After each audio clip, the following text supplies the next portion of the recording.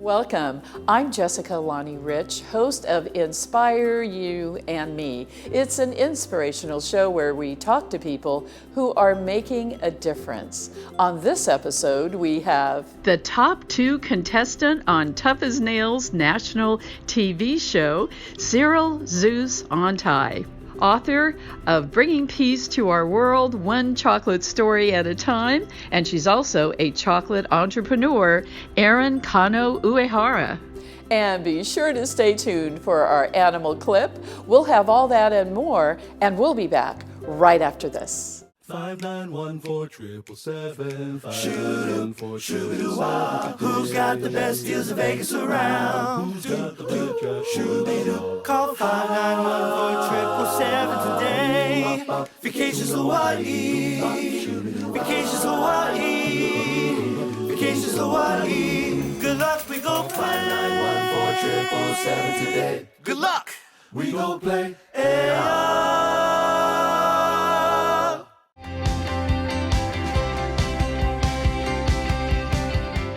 We are very excited to have as our special guest on the show. He is the man who came in second on the national TV show on CBS, Tough as Nails. Please welcome Cyril Zeus Ontai III.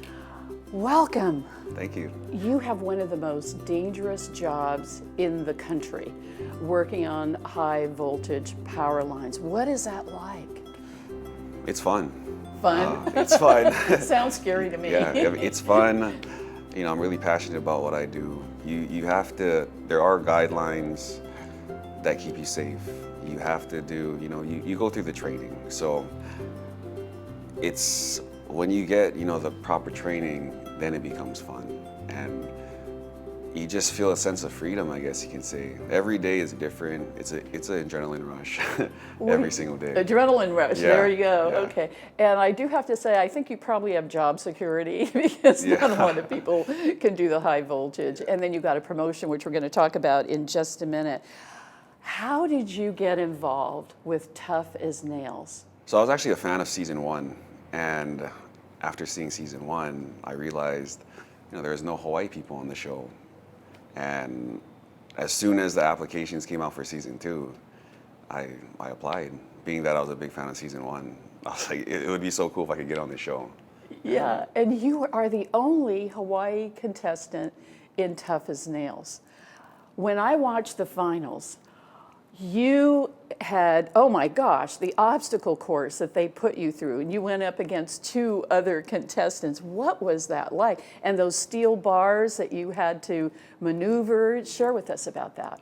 The challenge itself was intense. And it seemed kind of short, and it was actually a short challenge, but it was just exhausting. It's just the combination of, I guess, the adrenaline, right? And I knew I was going against Scott and Sarah, who were 2 tough competitors as well. It was a great experience. Now, I saw the show, and I know who Scott and Sarah are, but just in case our viewers did not see Tough as Nails, tell us a little bit about Scott. And I thought Sarah was amazing. She has type 1 diabetes, and share with us about them, and we'll talk more about you. Sarah, she's so tough. One of the toughest females I know. All of her experiences come from life experiences. And Scott, he's just the inspiration. He's pretty involved in the community. He does a lot of charity type stuff. And he's known for his TikTok, of course. I have to ask you this. You are as we mentioned, you're the only Hawaii contestant that was on Tough as Nails. When you got the news, you're it. You were gonna be on national television. You were going to be on Tough as Nails. How did you react, and how did your family react? I was excited. Of course. My family was excited. And there was just a huge sense of pride, knowing that I was going to be the only one from Hawaii to be on this show. And it just felt like a big responsibility. But I was ready to take on that responsibility because it's something that I always wanted to do.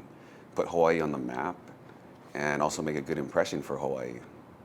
And even though I didn't win the grand prize, Hawaii supported me the entire way, and Hawaiian Electric Company, so awesome. Now let's talk about what you mentioned, Hawaiian Electric Company. You've been there for 9 years.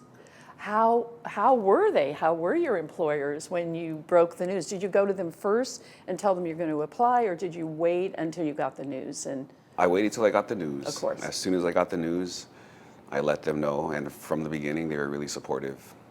Throughout the season, and even now, extremely supportive, so really grateful for that. Explain to people, like you explained on the show what Zeus means, and I saw the description, but our viewers don't. Explain to them what that means. So Zeus is the god of lightning and thunder, and being that I work on high voltage electricity, I work on the power lines, that's how the name Zeus came about. What prepared you to be a contestant on Tough as Nails? Growing up, my entire life I competed. That's all I know. Throughout my entire life, I've played football, lacrosse, I've ran track, I've competed in boxing, fighting, taking all of this, this foundation to Tough as Nails. There's no challenge that could sideline me. I know a lot of people get anxious, they get nervous before challenges, maybe, feel a sense of fear. And when you feel that way, you kind of, you're kind of thrown for a loop. You kind of lose your composure. For me, I feel like having all those experiences, having been through all of, the nervousness and having that foundation, when I got to Tough as Nails, it's, like I said, nothing could sideline me. I was ready for every challenge. I was mentally in it. I was composed. And that's actually one of my strong points is I have the ability to stay really calm under pressure. So my mind doesn't really get twisted. I could pretty much tune in and stay focused. Walk us through the process. You got called in, your family was excited, you were excited, and then where did you go and what happened? So I applied. I went through maybe several interviews down here. I went through a physical fitness test, and I finally made it to LA. I was still taking a chance because technically going to LA was still the tryout process. So I was up there for 2 weeks, and after those 2 weeks, I finally got selected. And when I got selected, then it got real. And as soon as I got selected, everything started happening super fast. I started getting, mic'd up and all the different types of gear, and it was a lot to take in the moment, but it was a really great experience. Yeah, and you became a celebrity, a national celebrity. Your face is all through all the promotions on CBS. You're wearing your yellow shirt, your whatever, but you stood out from the rest. And I think not only that, but your demeanor, you got along well with all the other contestants. When I watched the show, I also felt, as a viewer, there was a camaraderie, even though you were competing against each other. What was that like? There was definitely a camaraderie. My team, Dirty Hands, we were so tight, a really strong team. And it was funny because my motivation, for going on the show started out as being, I want to win $200,000 for my family.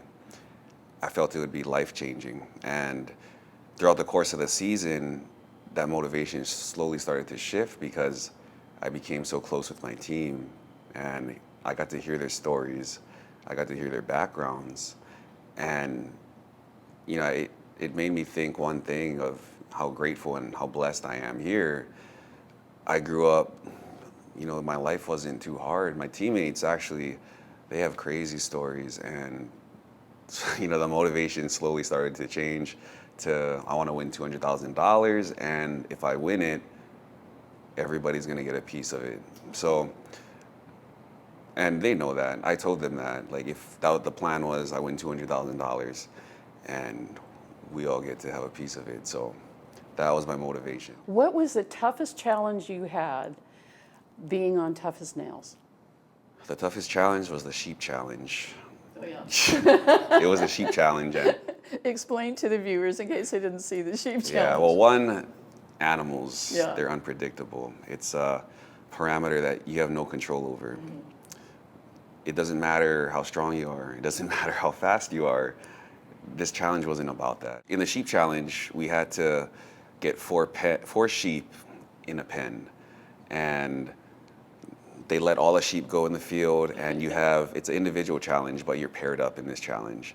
And as a pair, you have to work together to get 4 sheep in the pen. The hard part was you have 6 different teams, and everyone's fighting over, who's going to get their sheep in first. Yeah. So it took, eventually everybody just had to put their pride aside and kind of work together as a whole. As 12 people, the hard part was who's going to put their sheep in first, because nobody wanted to be in overtime. Yeah. And eventually it just came down to, we just got to get the sheep in. Let's get through this. And that's what we did. So that was the toughest one, and there were so many difficult challenges watching this show. Now I'm going to bring this up, and I really mean this in a positive way. How exciting! Not only is it exciting that you came in second, but you wanted to be first. There had to have been a sense of loss. Share with us about that experience. Yeah, there was a sense of loss. It stung, for that day. I took the loss, but there was, I really had to change my mindset. Yeah. There's so much positive things that came out of this, so many life lessons, and one of the biggest life lessons for me is that I'm so grateful. And I have so much, sometimes it's easy to overlook the little things that you have in life. And it was a humbling experience, when I didn't win the $200,000, but I look back at what I have home. I have my 2 kids, I have my wife, and I just have an awesome support system. The entire Hawaii has been really grateful and really supportive for me, and Hawaiian Electric really supportive. So it really brought out, how much support I actually have back home. Yeah. And all that support made it, so much easier. Are you going to apply to be on another CBS TV show? Well, I'm hoping there's going to be an all-star season for Tough as Nails. Oh yeah, all-star season. That'd be awesome. So where they bring us back, and it'd be cool to be able to compete with the people from season 1 and season 3, season 4. So the name of our show is Inspire You and Me. What inspires you? My family, definitely my wife and my kids. They inspire me just to wake up every morning and be the best man that I could be. They inspire me to, hold myself true to certain principles. Like I always speak positively to my kids. I always tell them, you're handsome, you're smart, you're beautiful. Try and build their confidence, to teach them to believe in themselves. And if I want them to uphold those principles, I'm accountable for it as well, and I gotta hold myself to that principle too. So in that way, they inspire me to be a better person. Yeah, today is your 30th birthday, and you could be anywhere in the world, and we are so honored that you chose to start your birthday off being on Inspire You and Me. And to think you're only 30 years old and you've accomplished so much, I want to wish you a very happy birthday. Thank you. I appreciate it. Thank you. And last but not least, I want to thank you for being a guest on Inspire You and Me. You are definitely one of the most inspiring people we have ever had on our show. I want to wish you ongoing success and let you know how proud the people of Hawaii are of you, and I am too, along with so many others. Thank you so much. Thank you for having me, Jessica. I'm actually really glad to be here on my birthday. I'm grateful for this, so thank you for having me.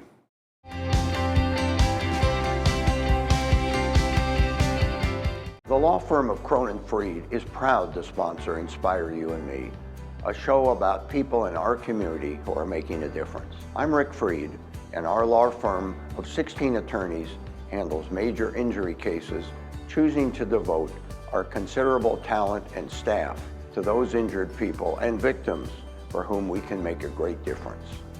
We hope that you will be inspired to follow your dreams and find your purpose.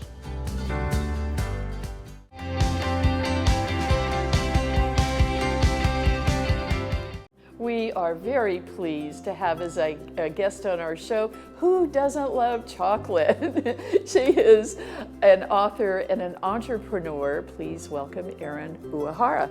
Erin, welcome. You're the chocolate lady. Yes, thank you so much for having me, Jessica. I'm so happy to be here. So let's talk about you, and we'll get into the chocolates and your business. First of all, you wrote a book, and the title is Bringing Peace to Our World, One Chocolate Story at a Time. So thank you for letting me share that today. Yes, and what a beautiful title. And share with us some of the stories that you have in there.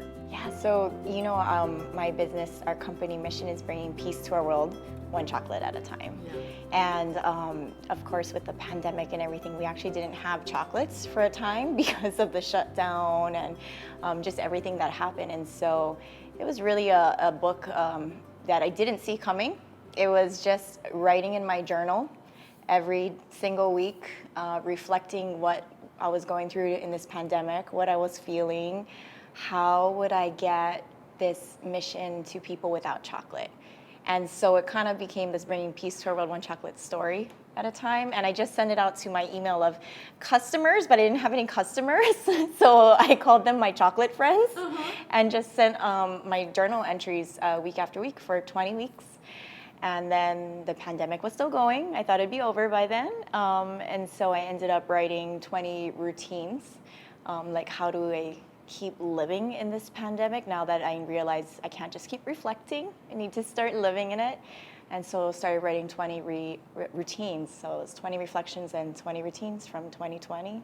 Give us one routine that comes to mind. One routine, so I think one of the first ones that comes to mind is I needed some kind of way to find a little control or a little bit of stability in this time, right? And I'm saying in that time and this time. But one of them is just first waking up in the morning. It's my morning routine. I have 2 young children, I have the business, I have a husband, and the crazy world that sometimes we're in.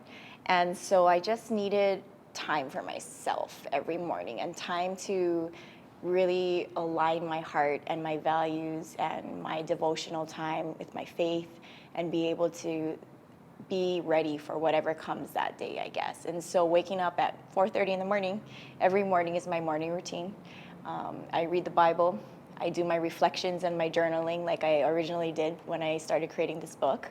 And just kind of set the mood, little spa music, Christmas lights or a candle, just me and the Word, and before the world wakes up. You have a saying with your chocolate.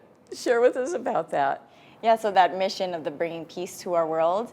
So chocolate is just, like the way you lit up and we said we're going to eat after, some chocolates. It's such a wonderful platform. It's a universal language that people understand. And so it's been a great way to connect with people, sweeten relationships. And so that's kind of that mission statement of bringing peace to our world is really, from the business perspective, it's about connecting people through chocolates, developing these relationships over chocolates, talking story. And then on the personal side, it's bringing peace, for me, God's peace. And that's really like that change in perspective on life, on getting through things like a pandemic to the world. And that's how we bring the peace to our world. And so we're using chocolates as a way to do that. So it's work, it's not work, it's life, What a beautiful philosophy. What made you think, what inspired you to start, your business of Chocolea? So the business itself, I wasn't inspired to start my own business. It was really my Uncle Collins, my Auntie Jo and Kauai. They were making chocolates. And it's a long story, but we found each other. We discovered that we were family here in Oahu. Wow. And finding family is like, I just want to get to know them and spend time with them. Did you take one of those tests? Is that how you did it? No, it was he was actually making chocolates. He was passing it out as samples at a wedding expo. And I was planning my wedding. And so I started eating his samples and talking story with him. And my mom and him connected and realized that my grandma and his dad were actually really close, like growing up cousins. And they played together on the streets. And the next generation never met. Yeah. So it was really about getting to spend time together as a family. And chocolate was the excuse as a way to hang out together. So when did you start your business? How long have you been? Tell us about some of your challenges and how did you overcome them? Sure. So the business name, the logo, actually was created by my uncle and my auntie. And so they were making it in their house and they were giving it away to friends and family and catering, and they taught it to my husband and I. We opened the store in 2014. So that's when we really said we're official to the business, to the public, where people could walk in and we could meet anyone that walked in the doors and they could try our chocolate. But what I think was really hard about it was when we were learning the craft, I was just getting married. So I was learning how to be a wife and move in and share everything. Yeah. And then we opened the retail shop, which I knew nothing about retail or running a business. And 6 months after that, we had our first baby. And so it was learning to be a mom, learning to have a business, and then hire people. So learning how to be a boss or a leader. So it was really trying to learn who I was as my role or my identity felt like it was constantly changing. It was becoming a wife and then a mom and an owner and a leader and now a mom of two. A lot of businesses closed down during COVID. You are still in business. What do you think your secret is? I don't think there's a secret. I think we could have easily closed down. We lost like 100% with the shutdown. We lost 70% immediately. We did a lot of tourism, big corporate, events, weddings, things. People come from the mainland. We actually did shows in Japan. So we were really expanding.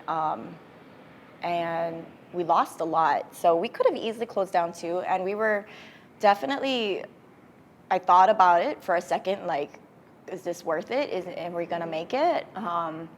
But it really was going back to a foundation and saying, okay, so the things we didn't lose was our mission, our values, and the friends that we made over the years. So we said, if we can try again with that, that's where it all starts always, right? With people, values, a mission, a vision.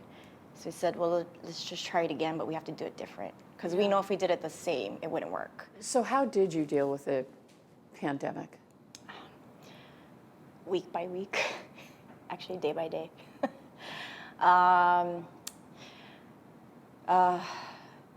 Writing helped me a lot. I think that's why creating this book was a healing process for me, because I was writing down everything I was feeling, which was loss, exhaustion, sometimes hopelessness, and just confusion, and just some weeks it was hope, and it just was this crazy roller coaster. It still is sometimes, but writing really helped, and then being able to just kind of push that out and share it with anybody else, and sometimes hearing that somebody else felt like that and they thought they were alone, that really actually helped with the process. And then coming after the 20 reflections, the 20 routines is the strategical part of me picking up myself and saying, okay, what are you gonna do today to make this work? And then, creating one routine at a time for me that would help me to get to the next week. In closing, Erin, the name of our show is Inspire You and Me. What inspires you? Gosh, God inspires me. I don't know how I'm here doing this, how I'm the one that has the opportunity to do this in life. But taking the steps of faith has shown me again and again that when we really take the time to inspire other people and care for other people and love for other people, it comes back tenfold, And so I think different people along the way, from my own husband who supports me when I'm at my worst and humbles me when I'm at my best, to just people I meet like today for the first time. It's hearing different people's stories, seeing them in their element with their platform, doing their thing, is really what just puts me in awe of how we can all inspire each other. It doesn't take somebody with a business or kids or chocolates to inspire. Everybody can do it, so yeah. Erin, I loved what you just said. Thank you so much for being a guest on Inspire You and Me. You are certainly living a life of inspiration, one chocolate at a time, and it's been our honor to have you as a guest on our show. Oh, thank you very much, Jessica. Thank you for having me on today.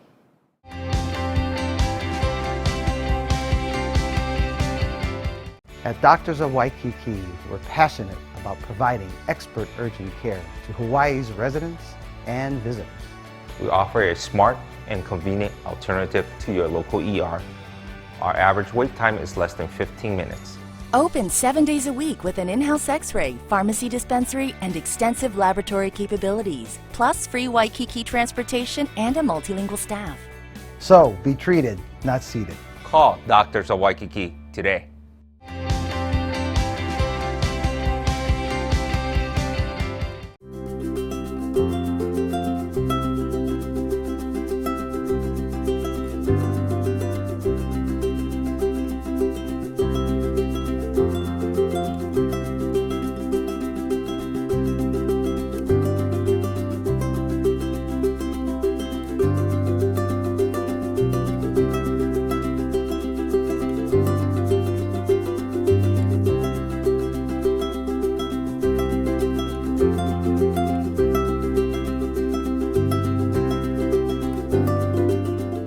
We hope that you've enjoyed this episode of Inspire You and Me, and we invite you, if you have an inspirational story to tell, or if you know someone with an inspirational story, please go to our website at inspireyouandme.tv. We'd love to hear from you. Until we meet again, I'm Jessica Lonnie Rich. Take care. Oh, my, it's a beautiful world. I like surfing Waikiki. I like to paddle out beyond the white breakers, where a man can still be free, or a woman if you are one. Yes, I do like surfing Waikiki. My, it's a beautiful world. My, it's a beautiful world. Oh, my, it's a beautiful world. My, it's a beautiful world.